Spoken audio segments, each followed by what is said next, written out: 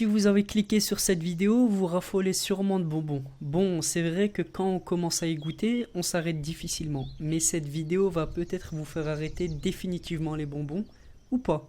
On se retrouve aujourd'hui pour un top 9 des choses insolites que vous ne savez pas sur les bonbons.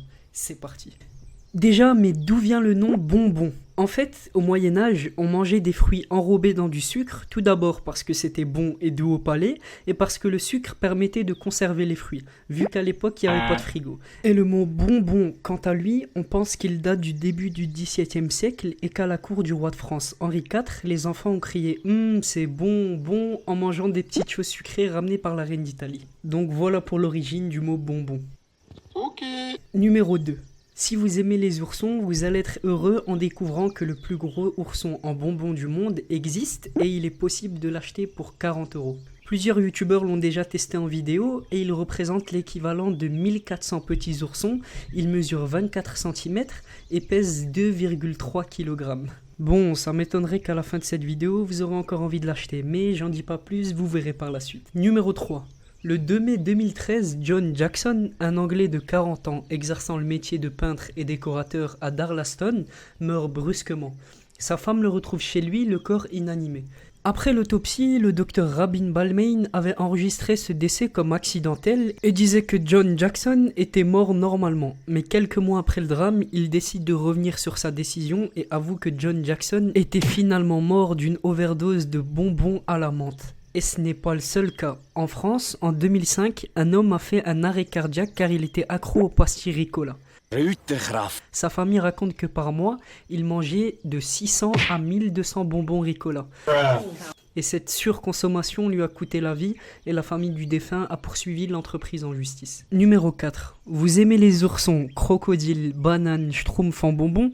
Bon, c'est vrai que quand on commence à y goûter, comme je l'ai dit en début de vidéo, on arrête difficilement. Mais est-ce que vous vous êtes déjà demandé comment étaient fabriqués ces bonbons? Comment on obtient la gélatine qui est en grande partie animale?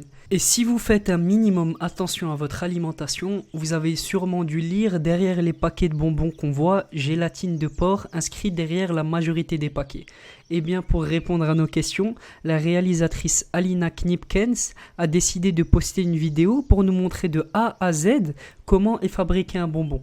Âme sensible s'abstenir. Cependant, par souci de copyright, je mettrai pas la vidéo en entier, elle est dans la description pour ceux qui sont intéressés. Numéro 5. Mais qui est Haribo et d'où ça vient? On ne peut pas parler de bonbons sans parler d'Haribo évidemment. En 1920, Hans Riegel fabrique et vend des confiseries avec son épouse Gertrude. Leur affaire n'est pas forcément très rentable et dans l'atelier de sa maison située dans la banlieue de Bonn, il cherche la bonne idée qui va lancer son business. En 1922, il a le coup de génie. Vu qu'à son époque les foires faisaient fureur et les dompteurs d'ours aussi, il s'inspire de ce spectacle et met au point l'ours dansant. Une friandise gélifiée en forme d'ours. Oui, vous l'avez compris, c'est les oursons. Ces bonbons ont un véritable succès chez les enfants et l'entreprise va rapidement se développer. Elle passe de 2 salariés à plus de 150 en 10 ans. Hans choisit un acronyme tiré de son nom et de sa ville.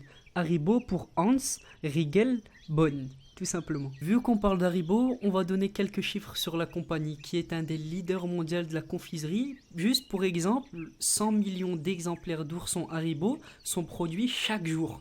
Et en France, chaque minute, on mange 3000 tagadas et chaque année, plus de 52 000 tonnes de bonbons sont vendues. Impressionnant, pas vrai? Numéro 7. En parlant de fraises tagada, est-ce que vous saviez que c'est le bonbon le plus vendu d'Haribo France? À lui seul, il représente 15% des ventes d'Haribo et c'est un petit peu normal vu que c'est une invention française. Pour l'histoire de ce bonbon, en 1969, Haribo France met en vente un bonbon fraise, donc le Tagada, mais personne ne croit en son succès, sauf l'ancienne directrice commerciale d'Haribo Fraise, Colette Bernazzo. C'est d'ailleurs elle qui a appelé le bonbon Tagada. On raconte que c'est parce qu'elle était à un spectacle qui s'appelait Tagada Tsoin Tsoin, ça l'a fait rire et elle s'est inspirée pour le nom du bonbon. Numéro 8. Qui n'a pas déjà mangé des Skittles ou des paillettes colorées comestibles utilisées pour décorer un gâteau ou encore des bonbons à la fraise? Et si vos bonbons préférés sont ceux de couleur rouge, alors sachez que vous mangez des cochenilles. C'est un petit insecte dont est issu l'acide carminique E120, un colorant rouge 100% naturel utilisé dans de très nombreux aliments de couleur rouge, orange ou rose comme les Malabar, M&M's, etc. Enfin bref, en gros, il y a des insectes dans beaucoup de nos aliments mais on ne s'en rend même pas compte.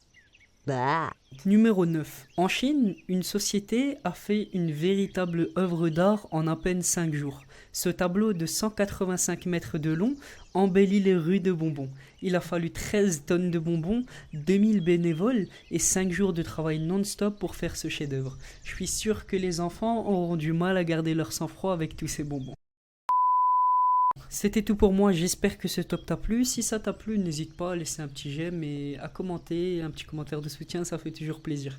À la prochaine.